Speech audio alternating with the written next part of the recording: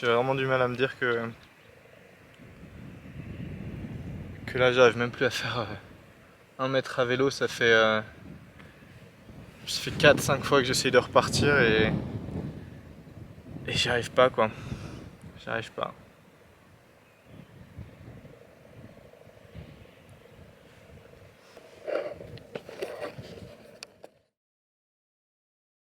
Avant de me retrouver sur le bord de la route, mon aventure commence dans ces vieilles forges que se sont appropriées des artistes, loin des montagnes que je m'apprête à traverser. Grâce à un partenariat, je reçois de l'aide pour effectuer les derniers réglages de mon vélo. Alors que les ultimes ajustements sont effectués, le trajet défile une nouvelle fois dans ma tête. Train jusqu'à Menton, puis retour à Chambéry en passant le plus possible par les chemins en gravier et les cols oubliés. Un itinéraire de 750 km et 25 000 mètres de dénivelé construit grâce à quelques traces sur internet, mais surtout un livre relatant les explorations de rugueux chemins alpins par des cyclistes anglais dans les années 80. En fait, j'ai toujours fait ça. Travailler 6 mois, 1 an, jusqu'à l'épuisement. Quitter mon boulot et partir seul pendant des semaines. Cette aventure était loin d'être ma première et je pensais que la force de l'habitude outrepasserait le manque d'entraînement et la fatigue. Mais pas cette fois. Pourtant, ça avait si bien commencé.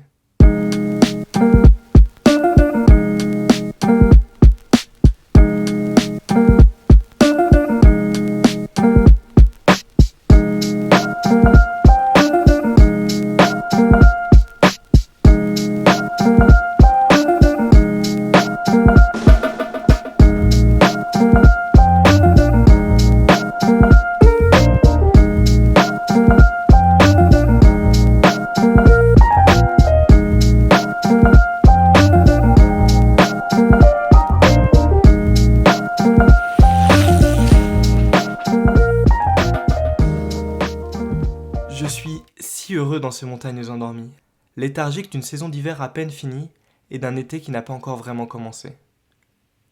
La solitude, le calme, l'effort physique, les grands espaces, ce cocktail que j'aime tant, qui me fait tant de bien. Cette sensation de redevenir maître du temps, de récupérer les heures volées par mon quotidien.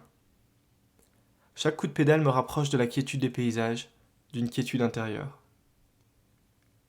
Même si très vite, les premiers doutes s'étaient installés. Peut-être pas suffisant pour jeter un voile définitif sur mon périple, je commençais néanmoins à prendre conscience que la suite serait difficile.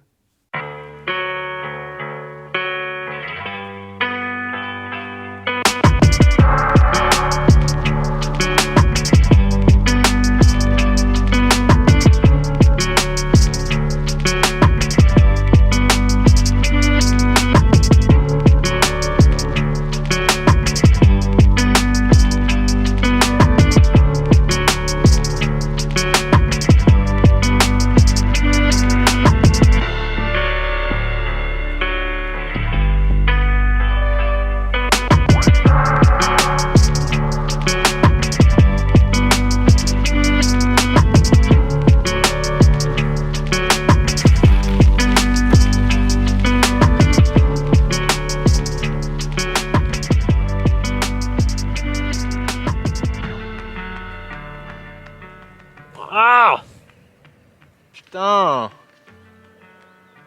ça me saoule. Bon, y a plus grave, mais ça me saoule. C'est trop beau quoi, c'est ça qui est chiant.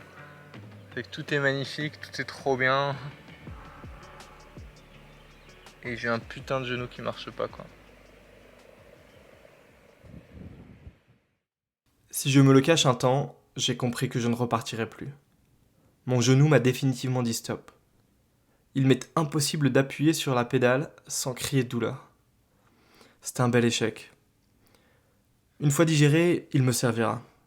Mais avant ça, j'ai la détresse des jours sombres. Et si je sais qu'un jour je reviendrai rouler ici débordant d'enthousiasme, j'ai également conscience qu'avant ça, je dois retrouver un équilibre dans mon quotidien. Mettre un peu moins d'intensité dans ce que je fais pour partir plus serein, et choisir de me consacrer un peu plus de temps.